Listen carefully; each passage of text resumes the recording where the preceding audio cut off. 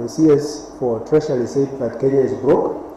I think all Kenyans understand what that means, and if his report is indeed true that Kenya is broke, then all Kenyans need to be informed properly and to be consulted on how they are going to work towards saving their country from becoming insolvent. That's what we call it. However, we appreciate the measures that the national government has put in place and the National Treasury. We have seen some of the measures adopted by Parliament in terms of bills and laws. And it is time for all of us as Kenyans, because we are the sovereign of this country, to all gather together. The economy is too important and so sacred to be left only to the bureaucrats in Treasury. It is time for all Kenyans to rise up and save their country. And that is why we have said we must stop the wanton wastage and theft of public funds by public officers. We also have said that the government must live within its means. We know that Kenya raises about 2 trillion shillings from ordinary revenue every year. So the budget of Kenya should not go beyond 2 trillion.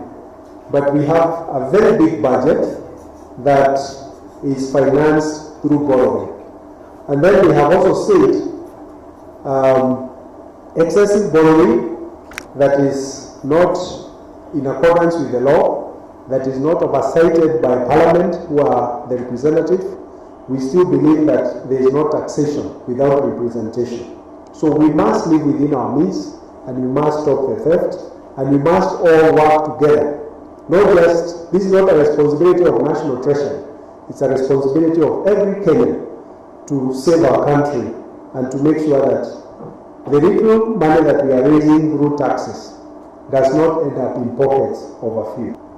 We should not be seeing creation of additional positions for a few so that they can earn salaries and allowances. So we will ask and urge Parliament and all the state officers involved in that initiative to shelve it until when Kenya is able to pay its obligations, both in terms of debt and in terms of providing services to Kenyans. I'm made to understand that several state-owned enterprises are going to be privatized.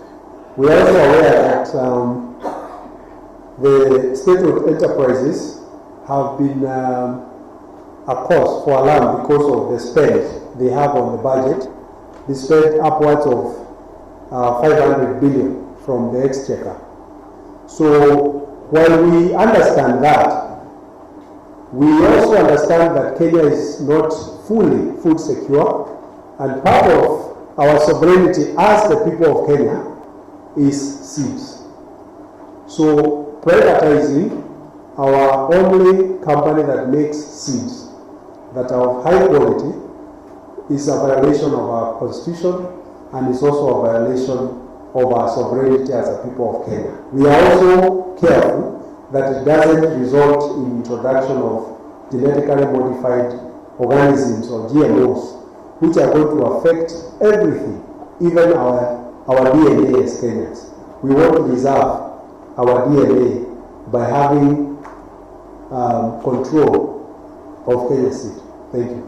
So we are urging all players on both sides of the political divide to wait until this report is adopted by the House. As to whether there will be a referendum or not, that is a decision by Kenyans, not by politicians. Thank you.